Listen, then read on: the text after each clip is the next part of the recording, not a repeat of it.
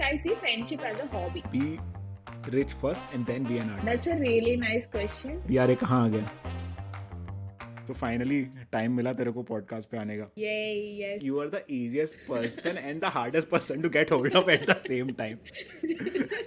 जब भी बात करो तो हाँ आती हूँ. And every time whenever we schedule this thing, you said कि मैं नहीं आ, like शाम को 4 बजे schedule किया, दोपहर में will give me a message, text me कि मैं नहीं आ सकती, I should have some appointment. कोई दोस्त या तो जर्मनी जा रहा है या some other friend is coming. I don't know how. Okay. This is my first question. This was not supposed to be my first question, but since we are on the topic, as a person, friendship is hard for me. Like मेरे से नहीं होता है friends. मुझे अभी भी ऐसा लगता है कि friends बनाने में it's a lot of struggle. आप उनको बारे में जानो, उनके likes, dislikes and all that. I think we have had this discussion multiple times on the same topic, right?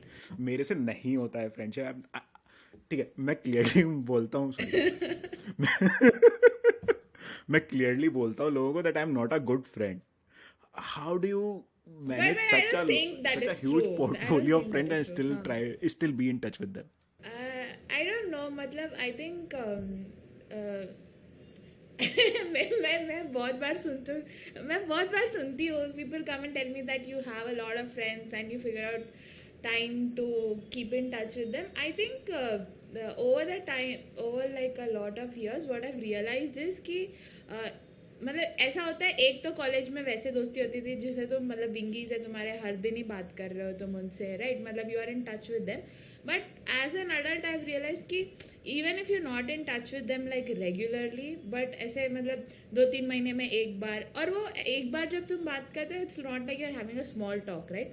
You have enough foundation for that friendship that you can get right into whatever struggles that person is having, or if that person is going through something difficult, or even the happy moments तुम directly मतलब share कर लेते हो, इतना hesitancy नहीं होता है I think. तो जो फाउंडेशन ऑफ फ्रेंडशिप है वो शायद मैंने बहुत पहले अच्छे से बिल्ड कर लिया है, which is enabling me to keep good friends going forward. But that's the thing, na, Monica. Like, it's not that you're not putting in effort in finding new friends. तू अभी भी नए दोस्त बनाती है. How do you manage, or how do you circumvent all this friendship and all thing? How do you manage to keep up with your friends? Yeah, I don't know. I think, and that comes as a very ironic statement when I say that I'm an introvert, and then I also say I have a lot of friends. People generally don't believe. I've been told many times that you're not an introvert, you're an extrovert. Look at the number of friends you have. Does it take an emotional toll on you? It does, yeah, it does. I'll be honest Then when why I you say keep doing that? because I'm a person who can't say no. That is the root of the problem. And it has been such a long journey for me to even get to this place where I'm able to draw boundaries today. Like earlier, I used to have zero boundaries. I think back in Kanpur, you would know, मतलब कि अगर कोई बोल रहा है कि bro इधर चलते हैं, and I'm like doing something, I'm like हाँ चलो कैंटीन चलते हैं. I didn't have the concept of saying no to someone. And I think it's been in like recent past, like throughout my MBA, after my MBA also, a lot of introspection, therapy, everything, all of this led to me drawing boundaries. But this is a very a wrong statement to make, but I think I see friendship as a hobby. Like matlab, maintaining relationships is my hobby. Okay. I haven't openly admitted it anywhere, but I'm admitting it here Okay, today. you are the only person like मैं जिससे मिला हूँ who have said that friendship is a hobby. हाँ, Okay, मतलब yeah, like people ask you, right? What are you doing in your free time? right. Bro, I'm maintaining friendships. That is what I'm doing in my free time. So Okay, why shouldn't I call it my hobby? okay, coming to hobbies, I have something to ask you, and Yeah. just a minute. I think I'll start with this. There was a time where you were going through this phase where you were doing 100 Saturdays of happiness, right? Yeah. Yeah. So what was the whole story It's behind such that? a Because nice that thing. also started as a, yeah, I know. So it's a nice paint. It's a nice painting. Sketch. It's a nice sketch. sketch, right? So it's a nice sketch. And what was the idea behind that? And what is 100 Saturdays of Happiness? What is that? Yeah. So I think I started this in 2017, around 2017, and that was the year when my father had a heart attack as well. मतलब उस साल के बीच में, and then that took a lot of toll on me. Like I went into depression, and I was staying at home, so I didn't have access to friends. Like if you're in college, you have your friends around you, and you can open up to them. And I also, at that point of time, was the kind of person who used to not open up about issues. I mean, I constantly think that I'm being a burden on someone when I'm sharing things, even though they're my friends. So I don't do it. So I was suffering alone, and mentally, I was not in a very good place. So, like, cut to 3, 4 months later of that, then I had read this. I think it was someone's WhatsApp the status or something that you owe it to yourself to find your own happiness, right? That is a very famous quote, I think. Yeah, that struck a chord within me, and I started to think what exactly is happiness. And then I legit looked at like a retrospect of 1 or 2 years, like in the past, what were the moments that I felt really happy? Like, what is happiness to me, even? So I realized that I was not able to define a particular moment ki this is something that had made me happy. I've completely lost that sense of self. Matlab, what is that?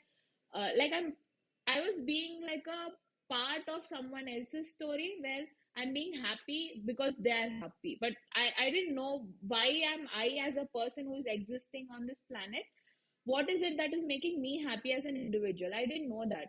So that was the one reason, and I thought that I should take it upon me to discover what exactly is happiness. Like, how do I even define it? I didn't know anything at that point. And Saturday, easily, because like we all know, Fridays are busy and you have somewhere to go or some place to be, and Sundays passed in the dread of Monday. So I felt like Saturday is that one day where you can do whatever you want, like explore or something like that.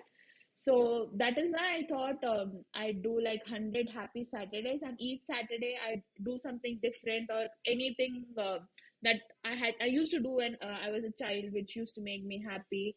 And then figure out what exactly are the things that are driving that contentment in me. So, and 100 days, because this is very lame and naive and childish, but there was another friend of mine who was at that time doing an origami project. I forgot, it is called paper project or something. And every day, every single day, he made an origami piece of art, and he used to just post it. Like, that was his routine every day. He did that continuously, and that motivated me so much कि यार कोई बंदा इतना शिद्दत से एक हर दिन थोड़ी देर निकाल के कुछ ना कुछ बनाया, and he did it as a 365 days challenge, not like 100 days, or 365, a bloody year. And I was so impressed with that. So I thought, yeah, maybe this is like the kind of routine I wanted, and Saturday kuch karte hai, that kind of thing. So I started, and the first Saturday, I think, the first Saturday I had gone to the shelter home where I used to teach. Like I volunteered for 2 years, and then I stopped volunteering. So that first Saturday, I went back to them, because when I was trying to think, like the first Saturday, what am I going to do? And what came to my You mind volunteered as you very volunteered as a teacher there. You volunteered as a yes, teacher I there. was. Okay, okay. Yeah, I volunteered as an English and math teacher, and it was so amazing. I think that was the most heartwarming experience that I've had in a, like, even up till now. I think that was the best thing that I've done. Like, teach those kids and be with them. It's such a precious and joyous experience. I'd give anything to go back to that. It's just that right now, even I've tried, like in Bangalore, to figure out if there are any shelter homes, but there's that language barrier, and I don't know how to overcome it. I don't know if it's an excuse, but yeah, that is there. So on the first Saturday, I had gone back to the shelter home. I spent some time with the kids. They were so happy that I had come back, like, after such a long time, and it was very nice, and I genuinely felt very happy. So that was the time I was like, ठीक है, इसको बोलते हैं happiness. चलो इसको और explore करते हैं कि ऐसा ऐसा how what is it that is making me feel this way? What are the other things that are making me feel this way? So yeah, then the second week, I don't even remember what I used to do on the Saturday, but I do remember writing something or creating a bookmark or going to some place, watching a play. Yeah, I had done a lot of things on those Saturdays. Yeah, I only did up to like But 17 or then 18 why did Saturdays, you I think, stop? Did you because complete your MBA 100 happened. day did you complete your No, no, 100 no. days, or was it something else that made you stop? No, I had done up to 18 Saturdays very religiously, and then after that, I had joined IIM Calcutta. Did you finally achieve happiness or nirvana or something like that? um, yeah, so I had stopped 100 Happy Saturdays because I got into MBA. And since it is so hectic from day one, and I understood that it's not feasible for me to continue that on every Saturday I'm doing something for myself. I need to sit there and study and prepare for my internship or whatever. So that is the reason why I had to. It was not like I did choose to, but I had to stop 100 Happy Saturdays. I sometimes wish I continue it. This conversation is making me want to continue it. But the second point that you asked me, like, do you sort of have you achieved that Yeah, happiness? finally found happiness. Yeah. Finally found that happiness? I'd say in some part yes, in some part no. I'll give you reasons for both. When I say in some part yes, I think happiness as a like a larger picture, I still don't know what it means to me. But what I've understood is there are these little elements, right, that add to your happiness. Like, happiness is not a state that you can achieve and you're there constantly. That is not the case. It's something that comes and goes every once in a while, and when it's there you enjoy, and then tata bye bye, and then your life happens, and then again happiness. So it's not a state, it's not a constant state, it cannot be a constant state. If it is a constant state, you're not going to enjoy the moment as much, right? So that is something that I've realized. And the other aspects of it was, it helped me a lot with my mental health, in the sense that the project, although it started for like keep I'm doing it for my happiness, but it helped me a lot with my mental health, in the sense that it taught me little things, right? Matlab, going to the shelter home, I've realized ki the things that we find are so challenging or so difficult in life to navigate through are not essentially that difficult. It's just that we're making, I mean, of course, each to their own, that your problems are your problems. You know how difficult they are, and it's not upon us to belittle them or anything. But what I've realized is there are a lot of other people who are facing much more difficult situations, and they're not cribbing while doing it, right? Like, when I Okay, look at the kids, yeah. but I have a different Yeah. take on this. Okay, sorry to cut you off, Okay. but I Yeah. have a Yeah. different take on No. this. No. Okay, Sure. Sure. Yeah. it's Yeah. agreed that different people have different troubles going on with their life. सबका अपना अपना problem, but that does not make my problems less worthy of discussion. मतलब, Definitely. right, Definitely. so everyone has their own sort of problem, but that does not me ऐसा नहीं है ना कि मेरा प्रॉब्लम अलग है, उसका प्रॉब्लम अलग है, सो उसका प्रॉब्लम मेरे प्रॉब्लम से बड़ा है तो मैं अपना प्रॉब्लम डिस्कस नहीं करूँ. So it does not work Totally. Like that. Totally. Agreed, agreed. I'm completely on page with that. I'm completely aligned with you on that. Oh God, me using work jargon aligned with you. ये दिख रहा है कि बहुत ज़्यादा काम हो रहा है life में. But what I'm trying to say is, like I said, right? Everyone has their own problem, and how they're dealing with it is dependent on the emotional toolkit they have. How are they going to navigate through it?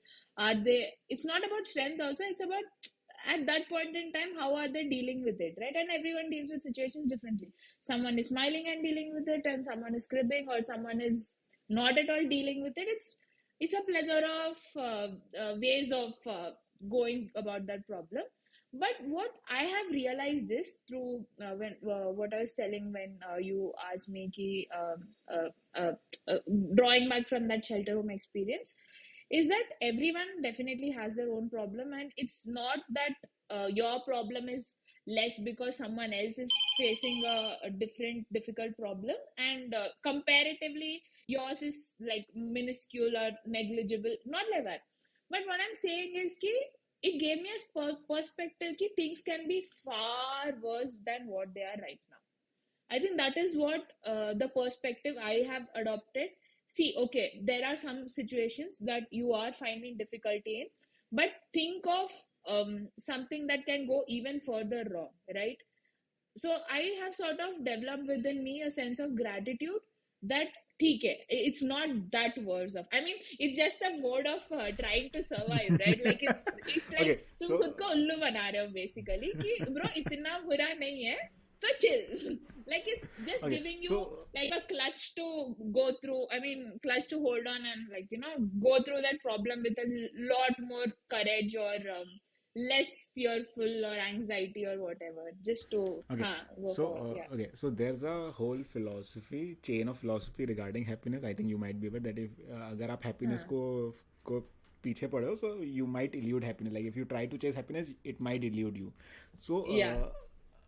right. So do you think that's true? Because with 100 Days of Saturday, you tried to chase happiness, or is it more about finding gratitude rather than finding happiness? No, like I said, right, there are multiple aspects that, first of all, I was not chasing happiness. I was trying to understand what happiness is. So But that's the I was same. trying to explore. But that's the Huh. same thing, no? Like trying to understand what is happiness isn't it Huh. essentially the same thing as trying to find achieve No, happiness? no.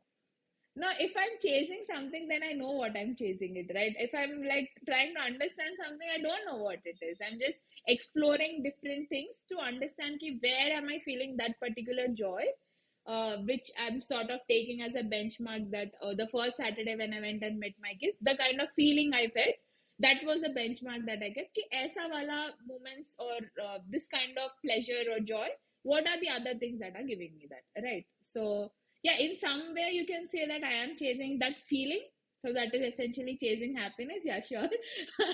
But it wasn't eluding me, Harshit, I think, because it You found something that made हाँ, you happy at that instant, right? Like तूने जैसे बोला yeah, कि yeah, इस moment में जो happiness मिला, enjoy that moment and हाँ बाकी हाँ हाँ, फिर but like finding things to cling on to one moment at a time, hmm. right? Yeah, true, true, true, true, true. Totally agree. And apart from that, what I've also realized is that earlier my mindset used to be कि खुशी आएगी तो आएगी. मतलब that used to be my. I'm like a more of a कि passive person in my life who's just looking at how life is going by, right? It's very much in the comfort zone, not doing. It's not even necessarily comfort zone, but I'm just a passive observer of my life. I felt that. But after this whole exercise, I felt that you should be a more active participant in your life, right? There's this nice thing that my grandmother says that you should be the protagonist of your own story, Monica. Like, you shouldn't be a side character in someone else's story. You need to Your take your. grandmother sounds like an awesome person. Yeah, she is amazing. She's amazing. So and that keeps reminding me that ठीक है, मतलब everyone is living their own life. They have, I mean, they deserve, they have to, right? I mean, given what else are you going to do? Why? I mean, you sure can live for someone else, but you owe it to yourself, right? कि तुम खुद के लिए भी जियो. Given that you have a life, you have so much of, there's so much of nature around you. There's so many billions, not billions, millions of things to explore.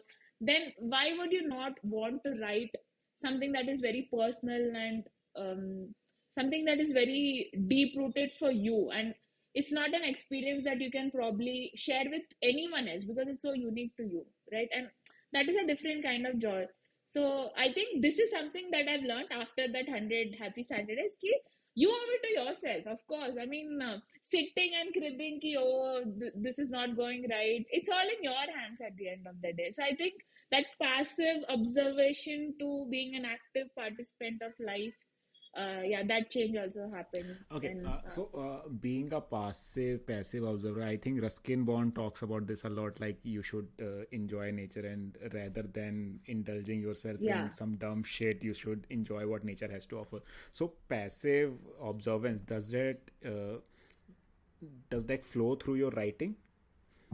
I know that you like to read a Uh, lot, and I know that you sometimes write. So does that passive observance of nature or of people around, does this flow into your writing as well? that's a really nice question, and I think both of them sort of culminate within my writing in one form or the other.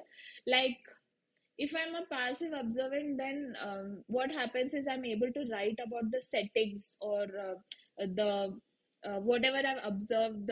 It's not more of a stream of consciousness kind of writing, but it's more of an observational. You are making a take on different kind of things, right? You are just imagining what could have been. That kind of writing is what happens for me when I'm like observing people. But when I'm writing it as an active participant who has already firsthand experienced those emotions, then it's like wolf stream of consciousness kind of writing where I'm able to feel it and then I'm able to put it into sentences which can sort of express to the other person, hey, this is what I'm feeling. This is not an imagination. This is just something that I felt moments ago. So I think there are both of them have I mean, I write different kinds of things, or at least I like to think that I write different kind of things. So both of them have a way into my writing Okay, style, so so to speak. Yeah. coming to writing, now, I want you to explain something to me. Just give me a Oh moment. God. I'll open Oh that. God, what are you pulling out? What are you pulling out? You're going I deep want into you my to past. explain this, and like what was what Okay. was your mind frame at that time when you wrote this thing? It's a Okay. Go nice back to piece. that It's a photo. Yeah, yeah, go on. Ask me things and then I'll answer. yeah. So that is the photo, and this is a nice piece that you have written here. It's a simple four liner, but it says a lot. So I want to understand what was your like mindset at that time. Like what was you going through, and what were you thinking at that time? So that photo, it was from my grandmother's. It's from my grandmother's home. That jasmine growing out of that sort of. Yeah, you can show that photo. Yeah, it's a pipe and it's a very ugly pipe to be honest. And they've recently painted it yellow, and then there's like these jasmine plant going tree kind of thing growing out of it. And I really loved this photo because jasmine essentially reminds me of my mother and my grandmother because they generally have them in their hair, or they use it for prayer or something like that, right? And it's very core for me. It's a very core memory that and even the smell of jasmine sort of reminds me of my mother or grandmother. That has always been there. So when I took this photo, and I was actually going through old photos for some reason, it was not the intent of writing this four liner, but I had something else in mind. Then I stumbled across this photo, and I was just thinking about them. And just like the previous day, I was video calling my mother and my grandmother, and I was cribbing to them about like work and I don't know. And they were asking me when I going to get married, and I was cribbing even about that, ki nahi karna yaar, shadi, this, that. And then what I realized is that so many times, right? So many times in my life, my mother and my grandmother have always been listening to my problems, and it has been a very like there have been only few instances where I have heard about their problems, and their problems are way like, again, there's a difference, right? My problems, their problems, that kind of thing. But I've never heard them talk about it with me per se. And in general, my grandmother also is the kind of person, I don't know whom she shares those problems with. She doesn't have that kind of support system. I mean, you don't go to your I hope she talks to my mother about it, but I know how my mother is, I know how my grandmother is. They are very deeply religious people, and they sort of hope or pray and have faith in God to solve their problems. It's their way of at the end of the day, that is where they go to like unburden their emotions. Or it's not a human who's reciprocating or having a interactive kind of experience like I have with them. I'm lucky enough to have with them. So this is where that stemmed from, essentially, that these women in my life, every evening or every night, they're going to a god, to sort of express their fears or whatever different kind of tumultuous experiences or emotions they're having.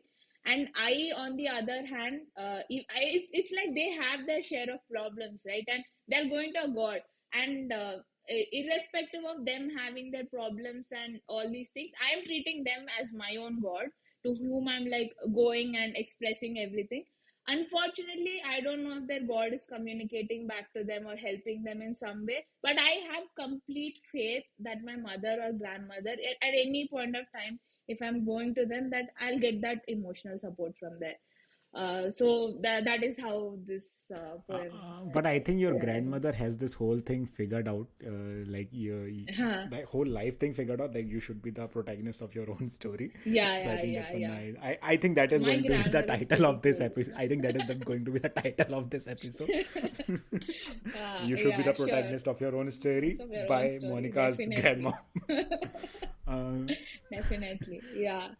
are you a religious person, Monica? Because you talked a lot Uh, about your parents, your mother, and your grandmother being religious and believing in God. You have not touched upon whether you believe there is a God or whether you believe there is something called divine power.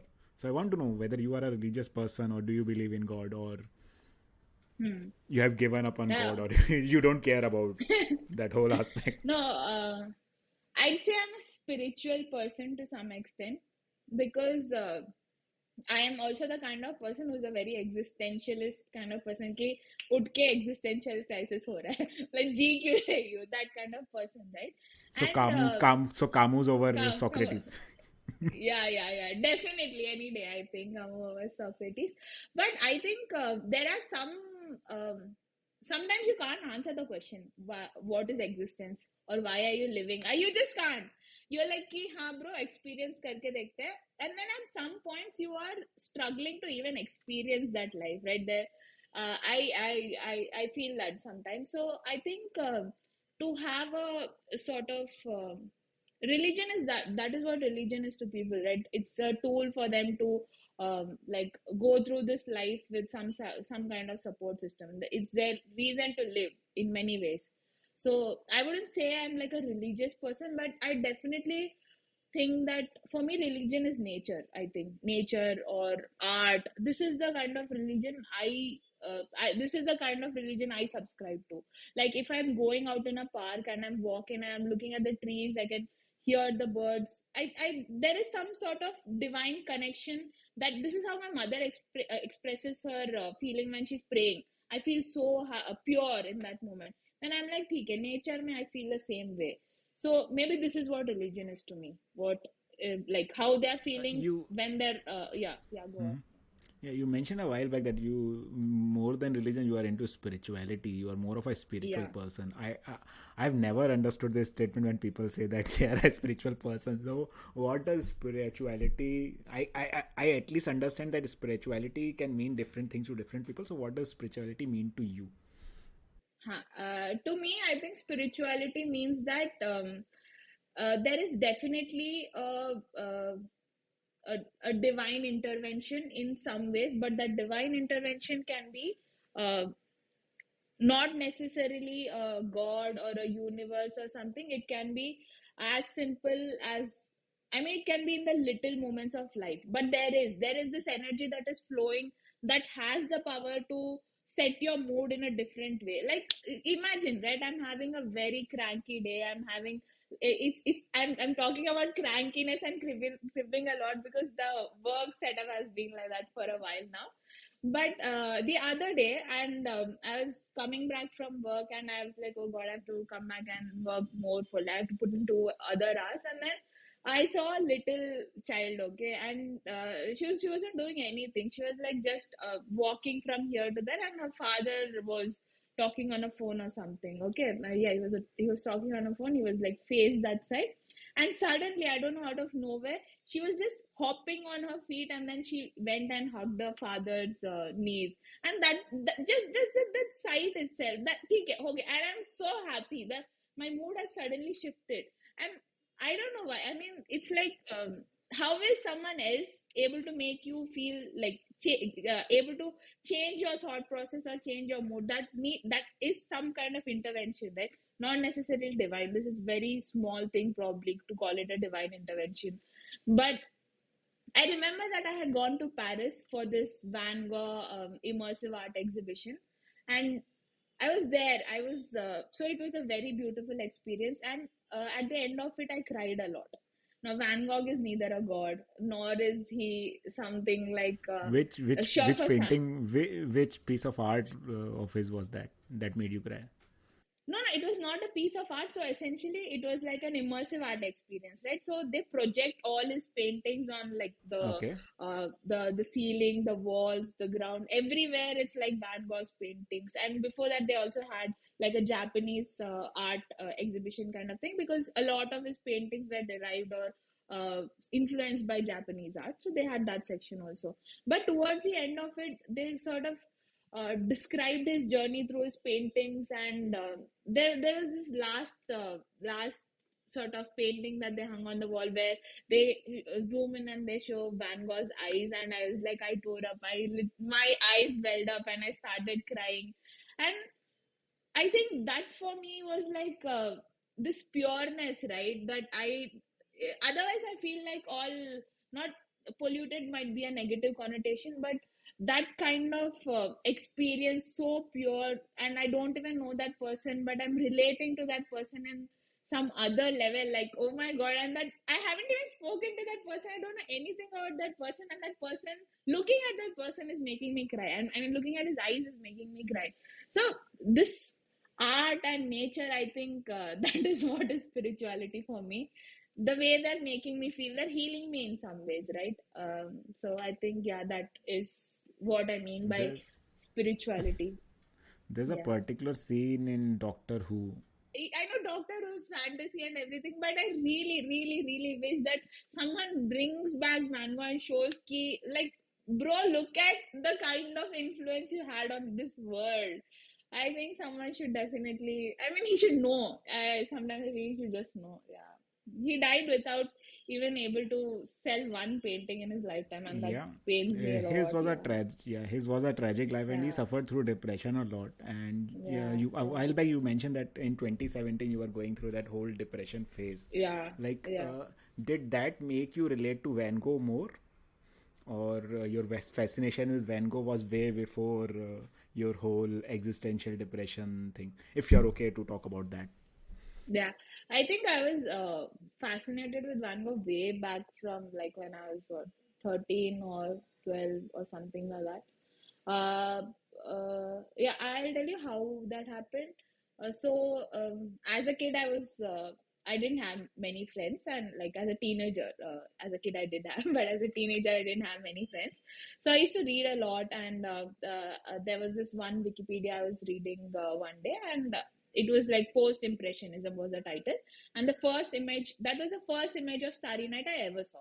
And I was like so mesmerized because that was a full blown, the entire page was given for Starry Night, and I was looking at the colors, and even though I couldn't feel the texture, but I knew there was a texture. Earlier, up till then, I knew only paintings that were like a very smooth or essentially Renaissance paintings. Right? Those were the kind of paintings I knew. But this was something totally different, and and then I read a small line beneath it that painter died. I mean, it's not like this, but essentially that the painter killed himself, and he committed suicide, and it just blew my mind that someone creating something this beautiful, and clearly he's famous. Like if I looked on the next page, there are many paintings and many people, scientists, who talk about him. Clearly he was very talented and very cherished kind of person. How the hell did he kill himself, dude? And that is something that haunted me back then. So I had gone to this library that's near my home, and I got a book on Van Gogh. It was kind of a biography that was written by, I don't remember the name, but that guy had written two three more people's biography. It's like not a very like or biography. It's like an abridged version, if you can call that.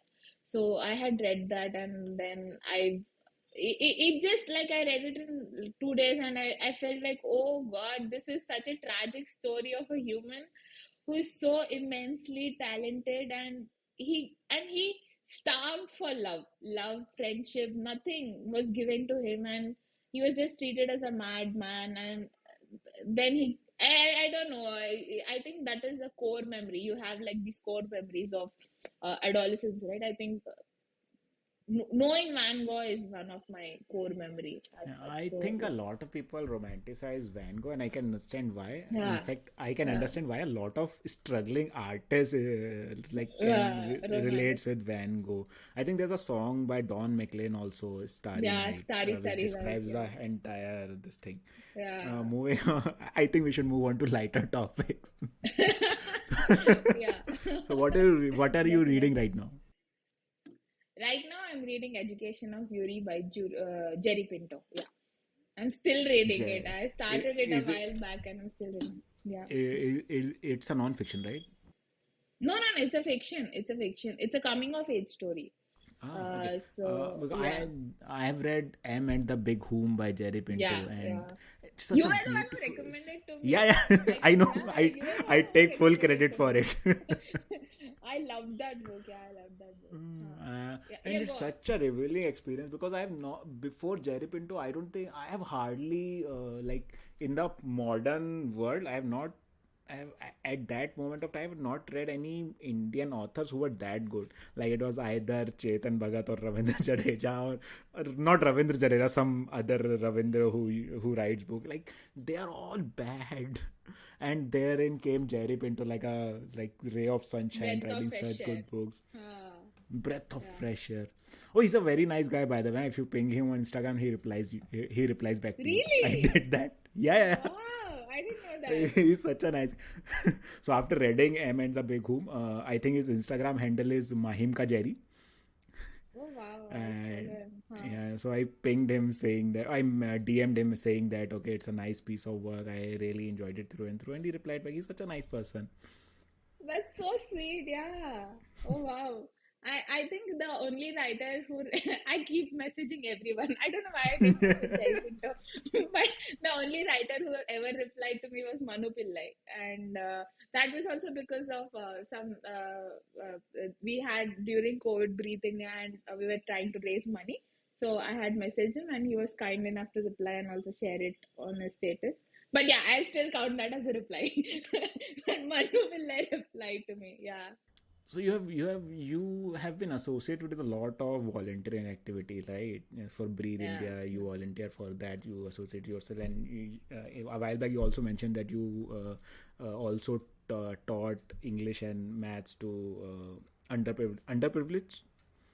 Yeah, Is so that the it's right like word? Make a Difference is the Mm-hmm. it's an association, it's like an NGO, and they have they sort of taken volunteers from like 20s to 27 age group. They so basically they are the people who are running, not essentially running the organization. Of course, there is a different team sitting out there, but on a city level, these are the people whom they taken as volunteers and city leads, and they sort of ensure that the kids' education is progressing in like in a better way, not in a very Indian education system way, but like something that accounts to them becoming something in future. Yeah. But how do you manage to volunteer yourself for such Breathe India or some campaign like that? I don't know. I mean, I like helping others, is what I've observed in myself. Like, I'm the kind of person who,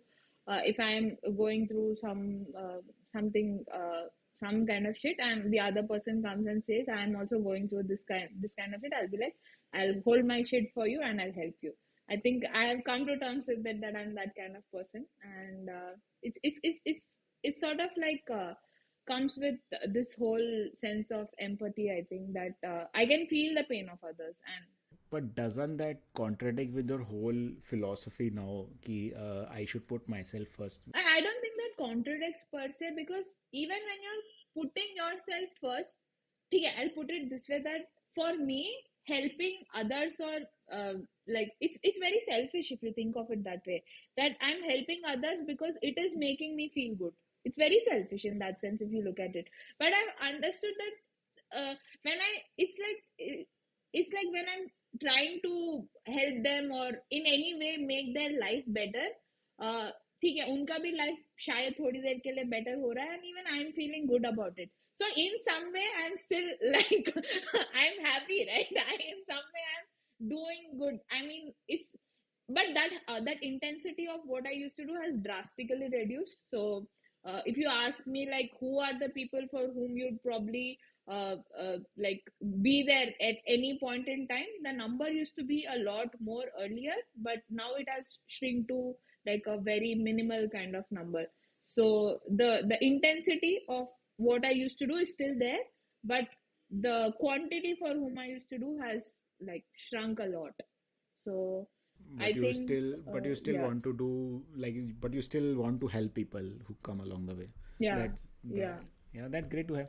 I think While that is something that you cannot change also. I mean, I tried it, and when I try to be the other way, it causes this frustration within me that why? Like, if you are away, be that way. No, why are you trying? For whom are you trying to change yourself, right? If it is making you happy, right. ठीक है, करो. And if you have the bandwidth to do that, might as well do that. Is what I think. Yeah. So while preparing for this interview, I stalked your Instagram profile through and through. Okay? So one thing Wow. I came up Thank with, you. yeah, Thank you. I there's a I deleted my old account. I'm happy I deleted yeah. that one. So, so there's not so there's not a lot going on in your Instagram, but two things that caught my eye. One, we talked about 100 Happy Saturdays. Other thing is you used to post Tuesday's poetry. Yeah, I used to. I Yeah. love So Tuesday poetry. Yeah. who was that for, and what was the whole idea behind starting a Tuesday poetry thing? I'm curious Tuesday poetry. because you used to post such fine pieces of poetry by a lot of the people I have not even heard of. Yeah. So yeah, what was the Yeah. whole idea behind So that Tuesday poetry? I think everything in my life, every project I've picked up has been driven by depression. Because now that I'm talking, I'm like, हाँ ये भी तो मैं depressed थी तो शुरू किया. No, but Tuesday poetry, I had started on a whim. It was nothing like I want to do a project out of it or anything like that.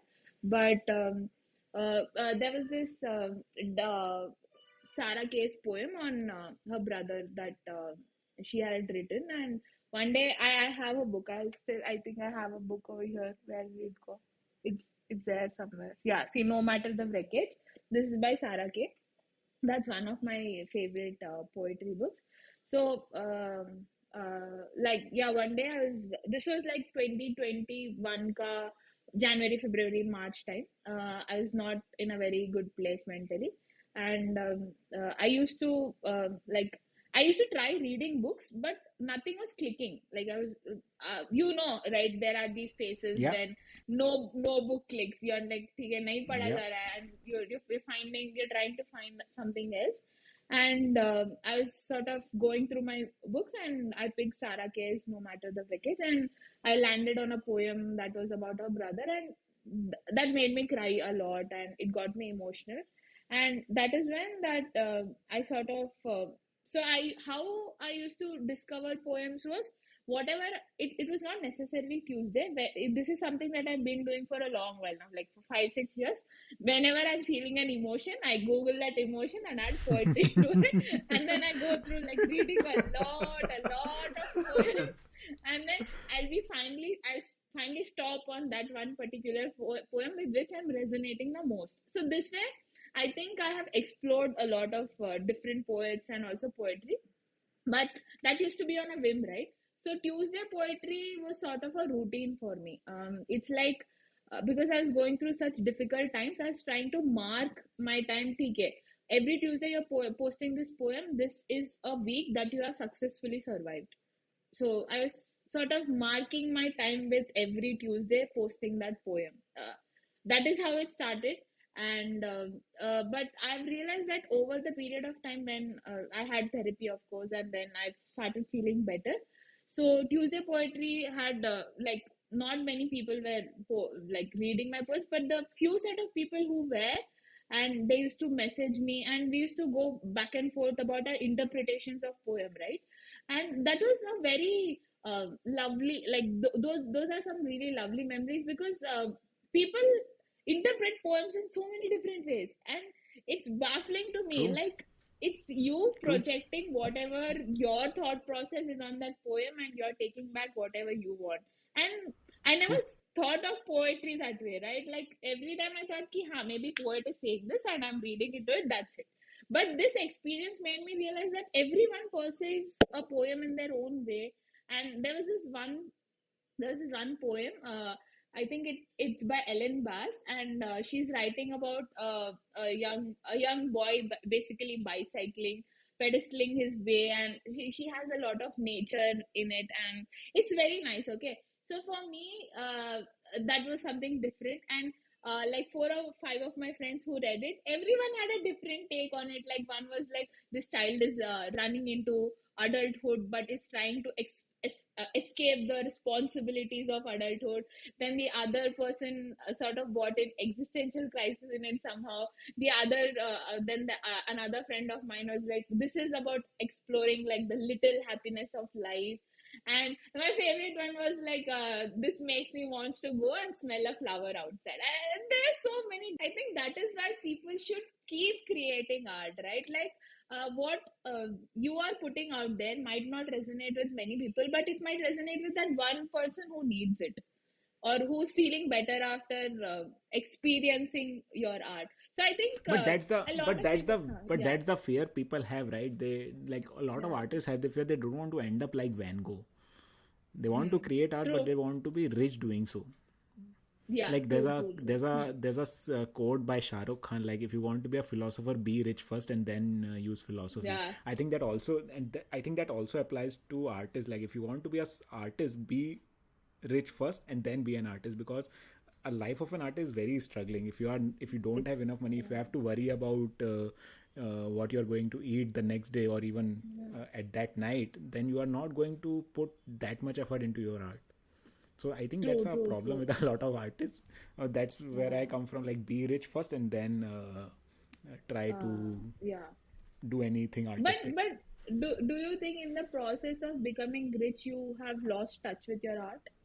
This is a No, question no, that no. I Okay, constantly no. think So about. Huh. I have a little trouble with that mentality, because I think, at least in India, and I am not sure about how people are outside India, but at least in India, we tend to romanticize such thing. Like, we tend Hmm. to romanticize the poverty. We tend to romanticize ki, okay, Yeah, like we Nawazuddin romanticize Siddiqui. everything. Yeah, we romanticize Huh. everything. We Uh, romanticize poverty to such an extent that when we see ki, okay, Nawazuddin Siddiqui ka story, like, he struggled for 30 years as a security guard, and we say that, okay, now he's a good actor because of all this struggle, but that's not a good thing. Why? I think Nawazuddin Siddiqui will agree that if he did not have to struggle for 30 years, he would be much more happier now. true, So true, true. Yeah, yeah. I think that's my problem with this whole like, if you are rich, Hmm. then you lose touch with your I art. no, like no, I didn't mean lose touch with your art. I just meant that in the process of because art requires skill, right? You need to have a grasp of Yeah, that skill. yeah. So if you are my No, trouble you is can you if you you say can you can you can be rich and work towards your skill, no, as an artist. Like no, no, Ruskin no. Bond. Yeah, agreed. But what I meant was, when I said that if you get rich and then you've lost, what I meant over there was, in the process of becoming rich, like if you have stopped practicing your art, right? If you're not trying to work on it, and once you're rich, you sort of think that, hey, now I'm wealthy enough, I can pursue this. Then, I mean, even that is fine. But it's Yeah. like you already had something, and then you put it on hold, and then you made money. Now is it No, like that's okay. starting No, this from see, zero anything again? artistic, yeah, anything. No, you're not starting from zero, because anything artistic requires a certain amount of skill, whenever you have, like, being an artist is like riding a bicycle. Like, even if you Huh. stop riding your bicycle, you are aware of the mechanics of it. Like, right? So even if you pick up cycling after 2 decades or after 4 decades, you will still know how cycling works. You just need to grease the chain or something like that, Muscle memory. right? Yeah. It's like it's like muscle Yeah. memory. So being an artist is Yeah. more or less like that. Like if you in pursuit of being rich, if you put your artistic skills on hold for a while, I think that should be okay, because you are working towards something and your end objective is to be an artist only, but you are making your life a little easier as an artist, because life of an artist, at least in India, is troublesome. I think we both know people from our college True. who went through the traditional route, who did some job and they saved enough money for a couple of years, and then they went to the and then they went in pursuit of arts, and when Yeah. they made their True. career, True. they are successful in the media industry right now. So there Yeah. are a lot Yeah. of Yeah. people They like are. that. They are. Yeah. And in fact, But yeah. you have gone to both IITs, both IIT and IIM, right? Yeah. So I think you would relate to this more, that a lot of startups are by this IIT and IIM people, and founding a startup and being an entrepreneur is more akin to being an artist, right? So I think you Yeah. should be able to Agree. relate more to this whole ideology that you should be rich for there and then pursue art. No, no, I agree with what you said, but like I was coming from my, because even I'm subscribing to the same ideology, but my personal problem with it is, which I'm experiencing is, I am not. It's also probably an excuse I'm giving myself, that I do not have the time to write, but more or less I'm like, I have a bunch of things that I want to write about, but in the it's a constant struggle for me, because I want to be good at what I'm doing in the workspace, because that's how I'm going to further progress in my career. And that hustle mentality is so imbibed in a lot of people, that if you're not hustling enough, you're not going to further in your career, and No, that hustle takes a lot of energy out of me. hustling is different than romanticizing poverty, Monica. Huh. No, I agree. Yeah, I agree with that. Hustling, Huh. No, but where, yeah, from where hustling is is you are romanticizing moving poverty towards come doing into this? something. Acha, okay, that way. No, yeah, that way. Okay. Yeah. I think I mixed up, I mixed up the terms. Maybe I'm not hustling, I'm just working hard. But yeah, so that's what, right? I'm not able to write, and that is of course on me. I'm the one who's at fault here, who's not writing as much as I would like to write. But that's a constant conflict that I have. See, do I keep a work life balance and then write in the spare time, because then I'll have the mental bandwidth? Or do I like put it aside for some time and then give my constant, like, complete attention to my work, and then reach a certain place in life where I'm comfortable enough that, okay, fine, now I can do what I want. So that constant conflict is something I face. I don't know if you, even you're a writer, I don't know how you navigate through this kind of problem. No, I have never had a problem, right? Because what I do is Huh. I only write for myself. I don't write it for Correct. appeasement. Like, Hmm. and I know that I am a decent enough writer, so I don't need external validation from that front. I know, like. Oh, yeah. Okay. Huh. No, Because but yeah. the reason I know I'm a good enough writer, because I have read things written by people, and I've went to enough open mics to hear what people have to say, and they are such horrible writers, Monica. Like that's Oh, the face I want I to make believe every you. time I believe every you. time I go into a poetry mic. Okay. Right, exactly. Okay. Like hi kahan aa gaya. Like when you go to a poetry mic, na, 80 to 90% of the poems that people write are either about a love relationship or a breakup, or Uh, nowadays desh bhakti is a thing now, so it will be hmm. very veer ras mein likhte hain wo log, so that's uh, like Veerdas में it's always श्रृंगार like रस. yaar ye kahan aa gaya. Yeah, either veer ras or shringar ras. So Yeah. it's True. anyways. But do you think that is So, because that is a kind of emotion that is eliciting the most out of them? like the No, no, no, intensity no, that no, no, you. no, no, no, no. Okay. I I've don't heard agree this that because I've the heard this from many people that yeah. either if you're going through a breakup or if you're in love, like there is someone, I think Plato said it, or maybe it is being paraphrased or something, but there is a quote that keeps, I see it multiple times on Instagram, that at the touch of love, everyone becomes a poet. And they sort of say that Plato had said it. I find it hard to believe that I Plato think can ever that say such a thing. that might be something that Garcia Marquez might have written in one of his books. Oh, really? It sounds more It like sounds his like him. philosophy. Love in the time of I don't know if you cholera. have I don't know if you have read Love in the Time of Cholera. Yeah. I have read it. So I've read it. yeah, so Can he imagine it writes being like attributed to him. yeah, he made you fall love with he made you fall in love with a pedophile. Yeah, totally. Oh God. Yeah. the No one main can write the protagonist was a unrequited love pedophile, huh, like but him. Yeah. I don't think yeah, anyone has written unrequited love as beautiful as him. Yeah. yeah. I I don't think didn't see it at any least. yeah I don't think anyone can write as good as him. He's a terrific He died a writer. while I back, agree. and I have read only his translation. I don't know Spanish, so मैंने सिर्फ उसका Yeah. translation पढ़ा है, and that is still good. That still holds good. Uh, So I don't know. I don't think anyone can write as good as him. Do you feel this when you read books of different language authors that you wish you knew that language? Because, damn it, they're Yes, being वो मेरे translated साथ होता है. into But English.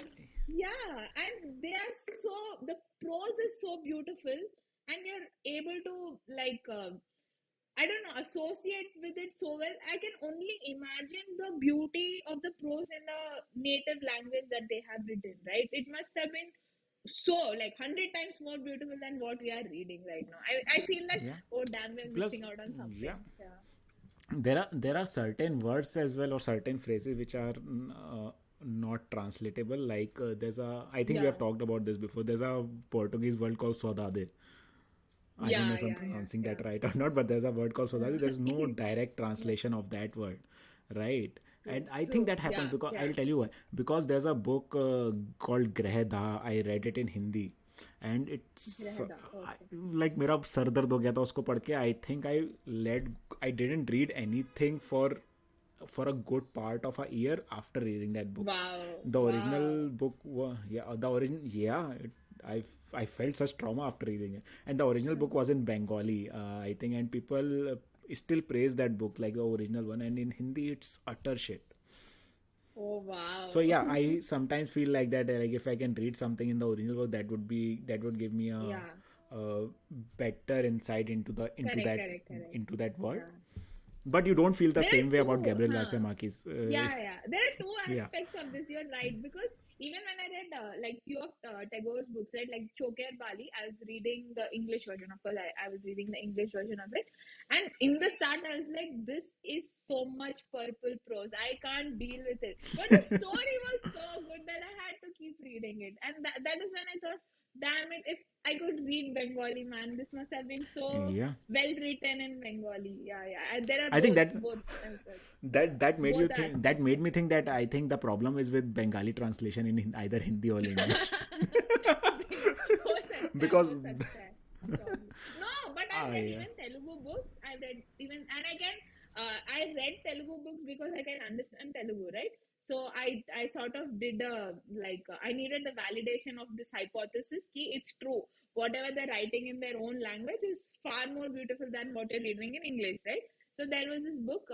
There is this book, Liberation of People. You Yeah. started reading a book already with a bias that you want to uh, like agree with that No. hypothesis. No. There's already a bias there.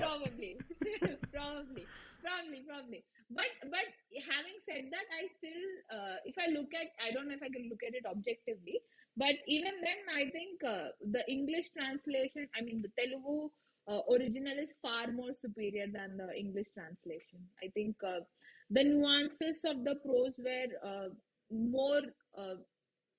I mean, they were more stronger in the Telugu language than They were in the translated version. So you mentioned a lot about depression in this episode. We are So coming back to that. Yeah. and yeah, we are coming back to that. And do you want me to talk about some other thing? We can talk about the painting that you have in the background. No, we can talk about that painting in the background. No. That's a which painting in the Nee. background. This one. I don't have. Yeah, I'm that one. looking, That where one. is the painting in the background? This one. This is not a painting. Yeah. This is Postcard. a postcard. Yeah, this is a postcard. This is from Bring Whisper it of up the front Heart. now. It's a Ghibli movie. Yeah, sure. This is Whisper of the Heart. It's a Ghibli movie. And it's one of my favorite Ghibli movies. This and Only Yesterday are two of my, like my most go-to Ghibli movies. Yeah. A Silent Voice is also by Ghibli, right? A Silent Voice. No, I haven't seen that. I haven't seen A Silent Voice. Not sure if it's Ghibli. Yeah, and Spirited Away. I think Ghibli. Yeah, Spirited Away is Ghibli. Yeah, Spirited Away is Ghibli. I fell in love with that movie, anyways. So talking about depression. Okay, not to me.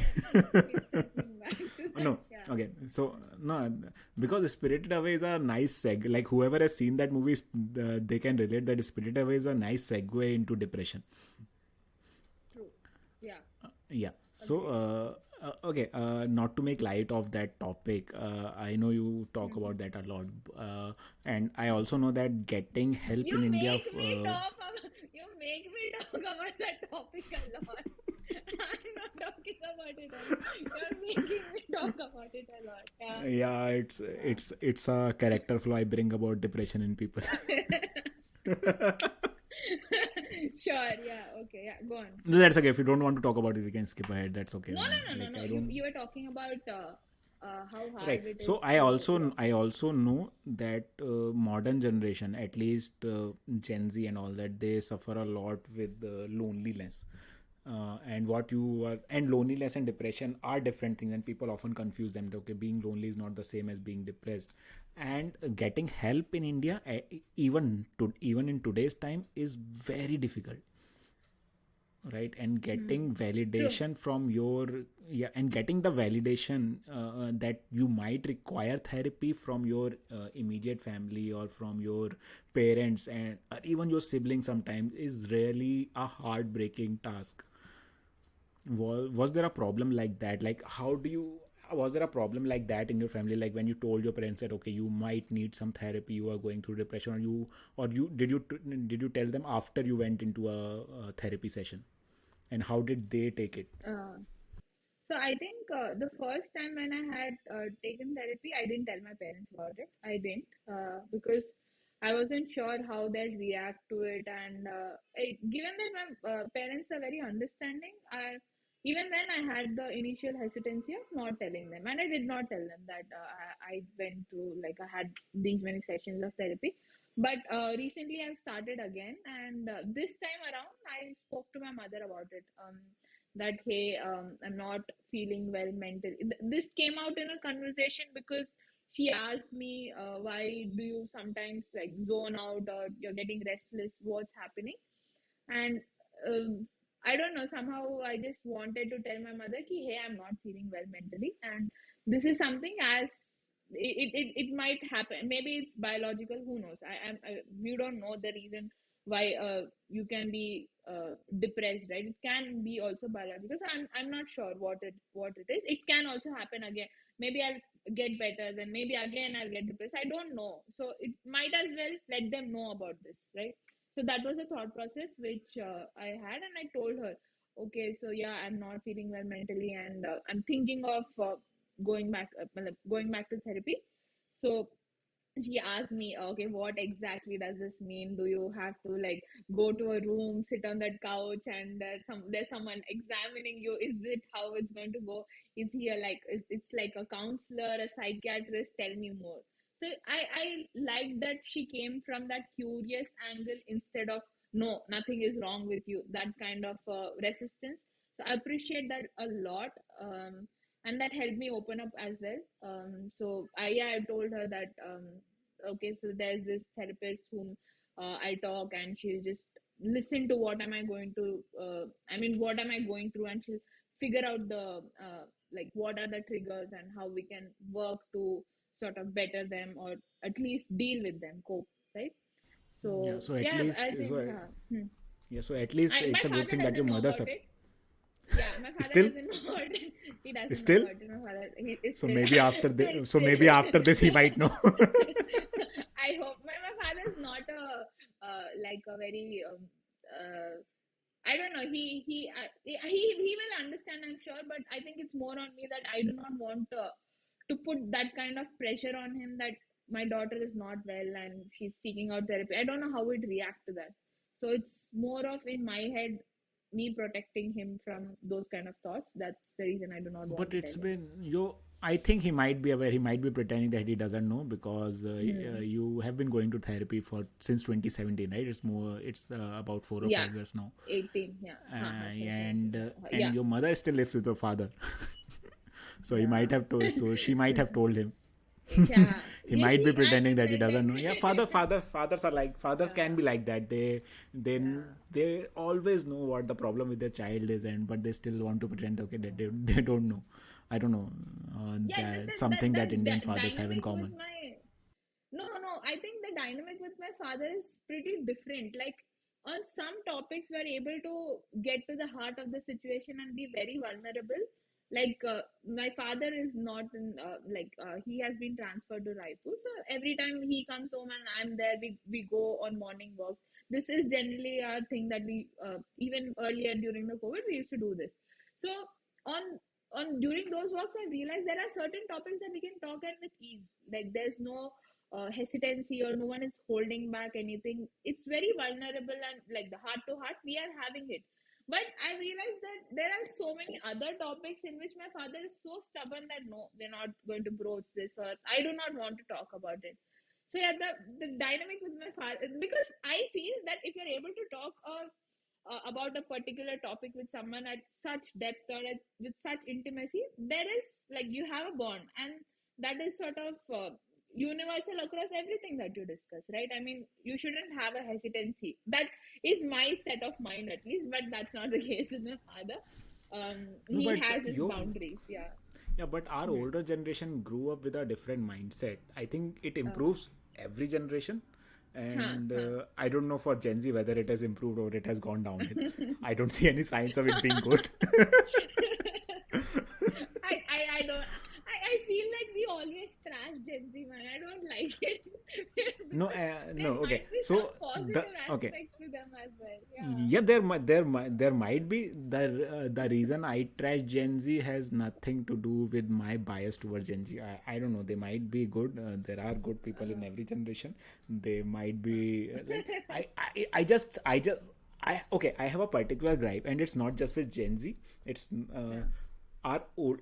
Okay, so if you interact with your older generation, like just one generation higher, Yeah. this is my Yeah. gripe. Okay, so one generation higher, they had so much confidence in themselves. Even if they are wrong, they will say it with such passion that it will make you believe that okay, they are right and you are wrong, even though you might be right in that scenario. Like Huh. and you might have True. yeah, you might have Okay. seen Yeah, I like have experienced true, that. right? Well, Yeah. to give Yeah. you an example, agar tumne to give you an example, if you have traveled by train and they Yeah. will Oh sit on God. your Yes. seat claiming that pretending that it's there, and they have such gusto and such passion and such confidence I in agree. themselves, and move on to our next generation, Gen Z. They are so full of themselves that they also believe that they are right in every generation, and we are the generation of millennial that is Yeah. that is sandwiched between these two. So that's my gripe. My gripe is not particularly with Gen Z. Yeah. Yeah. My Agreed. gripe is with the Yeah. older generation as Yeah. well as the next generation, because we are sandwiched in between, The confidence or the right? boldness with which they speak, the authority with which it can. I mean, I met a lady, she's Yeah. my mother's age, on when I was traveling, I was coming back from Hyderabad to Bangalore, and she was sitting across me, and we just started talking over dinner, and so like into the conversation she told me that I think COVID is like a hoax. Nothing like COVID ever existed. I think this is a propaganda. And I'm like, bro, what? Hold 1 second, what? COVID is a hoax. Kya Yeah, hai? that's the thing. Yeah, Even the untruest of thing, they will say it with such confidence that yes, it will yes. I make mean, you question your own sanity.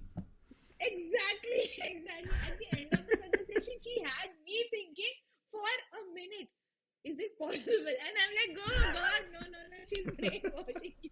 Don't fall for it. But yeah, you're right. I mean, I think their belief in what, their belief system is so, uh, it's really baffling. I mean, how can you believe in something so strongly that you're not able to accommodate other person's view? I Yeah. mean, where are you getting that kind of confidence? So we have I two. don't So we know. have two. So we have two generation, older generation, where they think that they are better than everyone else, and then we have the Gen Z who think that they know They also think they know everything, everything. and we are the ones questioning everything, and we are sandwiched in between. Yeah. I Not sure I if don't this is think. an age thing. Do you think if No, we it's not. yeah, No, if we get into our no, 40s or I think 50s? no, I think we saw what our older generation did to our generation, and we tried not to propagate to the next generation, and we somewhere in the middle we messed up. What do you mean we didn't propagate it to the next generation? No, like We were okay, being more aware of yeah, we were more aware, like we were more aware of the problems we saw in our own family, like how a mother is supposed, how a housewife is only supposed to, the mentality that a housewife is only supposed to be a helping hand in the house. I think we saw that, and we tried to question that, and we tried to transfer to the next generation, okay, that might not be the right thing to say or do. And that, I think we put a filter to the older generation mentality and thought process, and we filtered it down to the next generation. I think along that entire process, our generation as a whole, we somewhere messed up. That's what I think that happened there. Like we wanted our next generation to, like we desperately wanted our next generation to not end up like their generation. yeah. We ended up pushing them towards that. Yeah.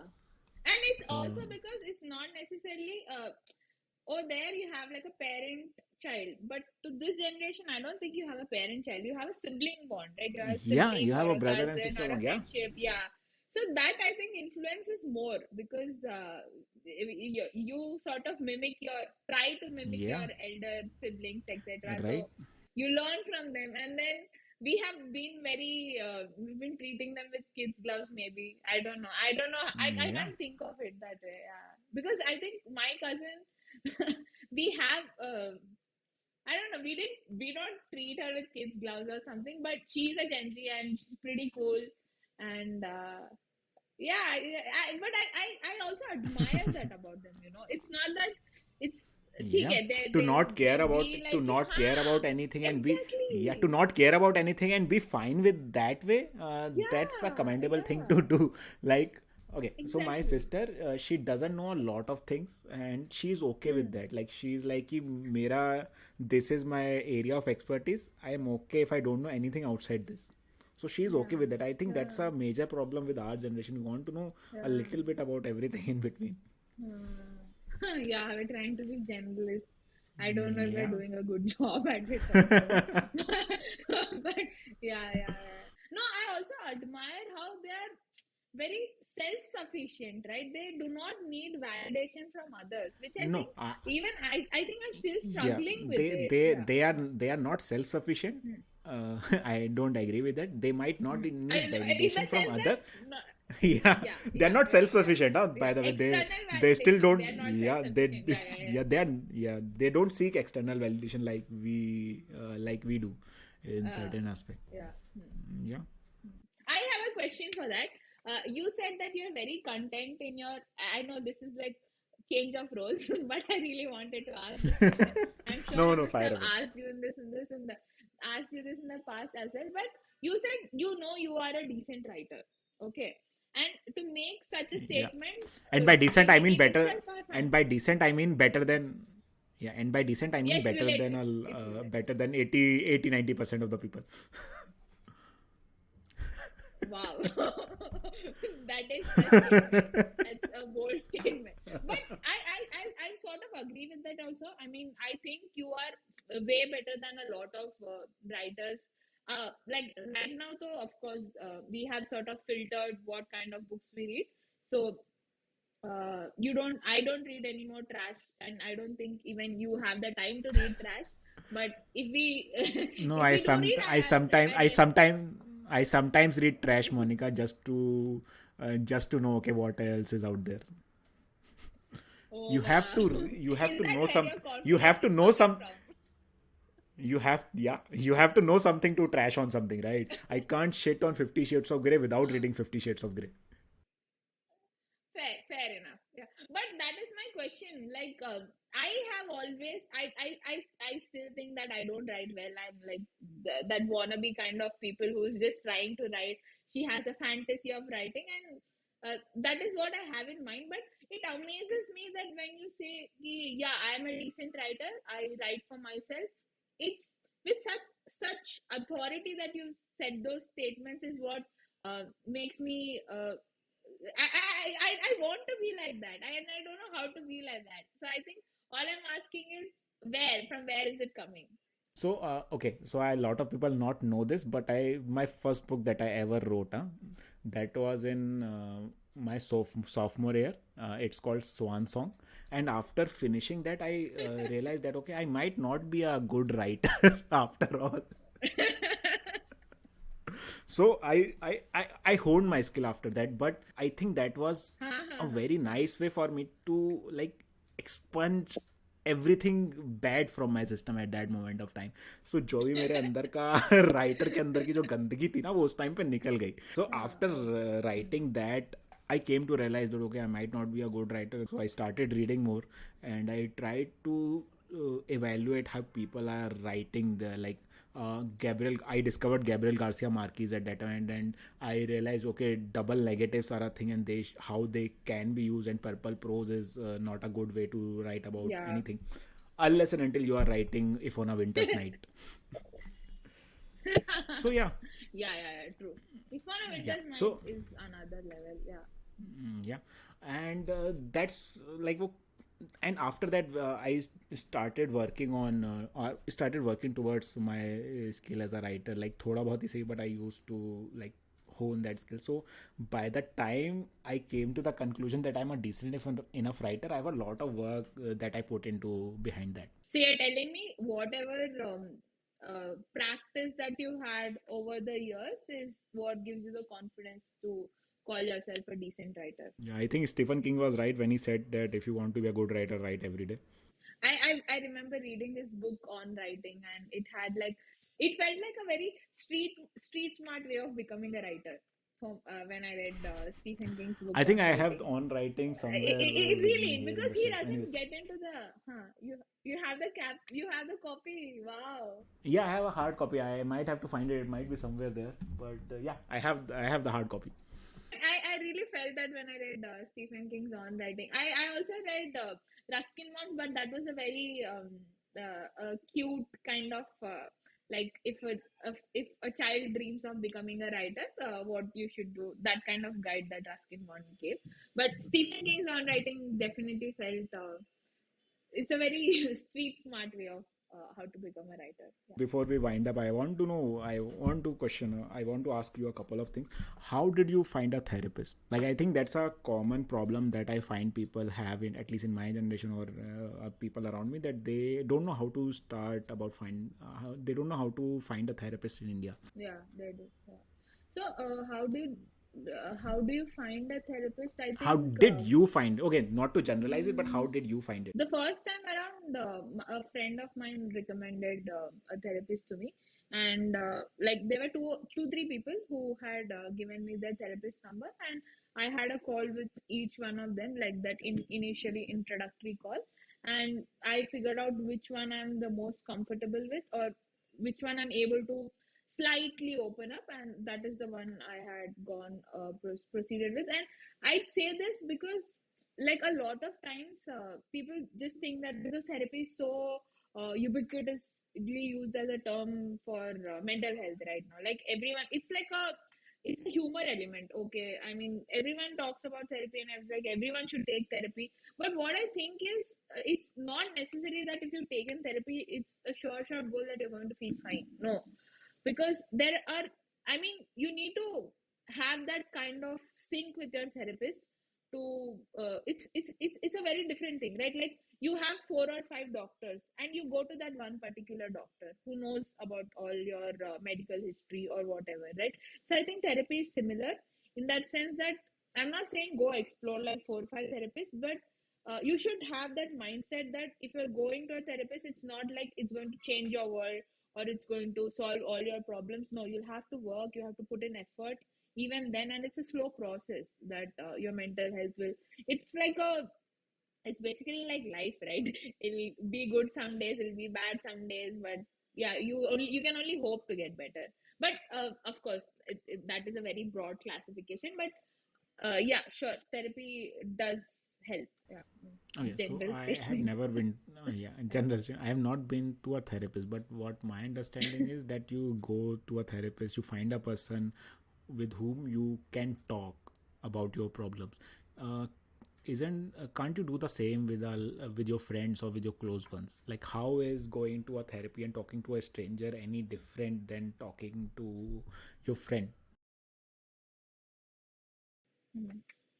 See, there are two angles to it. One is a personal angle, the other one is probably applicable to others as well.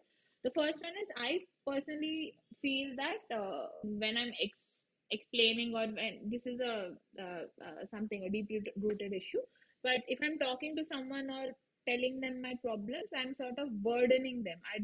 I hate being a burden on anyone. I don't know why that is the case. So I don't tell. I'm not the kind of person who shares her problem. I'm always chirpy and like it's with very few people whom I'm like on.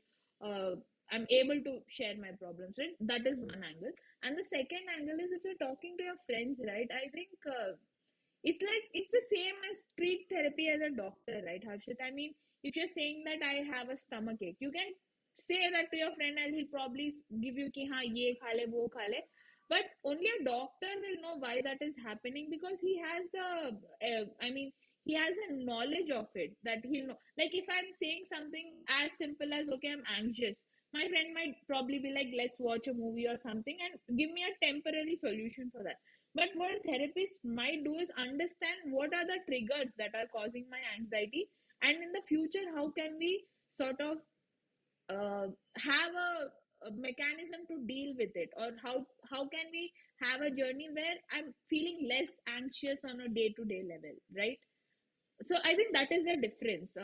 With a friend, of course, I mean a friend will help, but that is not a long term solution in my opinion. In yeah, that is what I Friend, at the end of. You can yeah, a definitely friend. So yeah. what you are essentially saying is, yeah. So what you are essentially saying is that a friend can help you be better, but a therapist actually knows how to make you feel better.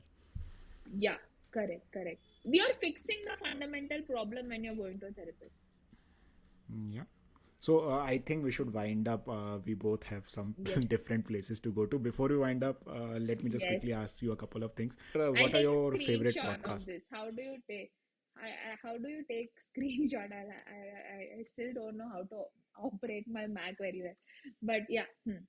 Uh, my favorite podcast. I love listening to Lex Friedman and and also this one. I don't know. Philosophize This. You must have heard of it, right? Yeah, There is yeah. I think I Philosophize This, recommended that to and you. I think I there's recommended also that to you. really. I know. I Yeah, don't think so. yeah. I did. I You did. are the one, yeah. Yeah. Okay, Philosophize okay. this. Yeah. Probably, I yeah. take full credit for that. Okay, okay, fine. Oh, thank you so much. I think you and Yeshi also, another friend of mine, even she recommended. So, both, thank you to both of you all. I love Philosophizes. Then Lex Friedman, Yashi, and I was there the first. other one. Yeah. Okay, okay. And then NPR podcasts is something that I listen to. I think I might know the answer to your favorite painter. I think that's Van Gogh. Your favorite book, or Hmm. a couple of your favorite books. You know better than to ask me what is my favorite book. That's You why know I better than that. that's why I said a couple a few of your favorite books, like plural. Okay, name. Give me your top five recommendation. Plural. Yeah, give me your top five Top recommendation. five. Okay. Myth of Sisyphus. Anna Karenina. Um. A Fine Balance. Ruined and Mysteries. Then. oh God, this is putting Little Prince, and I'm trying to complete all the genres, but I don't think I'm doing this well. And um, what? Nothing by No, Gabriel I'm Garcia trying to be Marquez. Huh? really I'm hating you so particular. much right now. I love more books than Gabriel Yard. Come on. Then the fifth book, I think I have one philosophy, I have one Indian fiction, I gave you one classic, and I gave you one all-time wholesome book. Then the other one left. What is the other one left that I should probably Remains of the Day. Yeah. Remains of the Day. Ishiguro. Yeah, Kaguo Remains of Ashiguro. the Day. Yeah, I love that book. Yeah. What was his other book where it is about human harvesting, where they harvest people for their organ? I think it's Remains of the Day, no? Was it Never? No. Never, Remains never, of the Day was never the let Butler me one. go. Never Never Let Me let me Go. go. Never Yeah, Let yeah. Me I Go think was that's the about other one. harvest. Spoiler errors, but it's about Yeah. human harvesting for all. Yeah. Ishiguro writes Okay. amazingly. Yeah. Yeah. One of the recommendation, one of your recommendation, The I Little Prince. can send a list even after this. More 10 are coming after. Whenever he publishes No, this that- in the comment section, watch out. More recommendations coming in. Okay. Yeah. Okay. So check out the comments. I do not care Comments, about yeah. The Little Prince. I do not care about The Little Prince. That's one of your recommendation. I don't think it's a. Yeah. I don't think it's a nice piece But of literature. People relate to it. I It's can not understand why. Yeah, I think it's overhyped. Along with that, there's a philosophy book, na, the story of a reluctant Messiah or something. The same writer I who haven't read wrote the same writer who wrote Jonathan Livingston Seagull. Oh, I haven't read either. Yeah. No, I haven't read either. Yeah. I think those books are also overhyped. I know people who like those books. Illusions. So I think a lot of people like Jonathan Livingston Seagull and Illusions, the story of a reluctant Messiah, and The Little Prince. I think the same People group are of going people to who come. like If this they book who ever also watch like this, this. they're going to come and trash you in the comment section. That's yeah. That's what art is. It's overrated. Yeah, come on. That's what art is, right? I The mean, same for piece of you art it can is mean overrated. Yeah. for me it is overrated. Yeah. See, I don't think it's a well written book.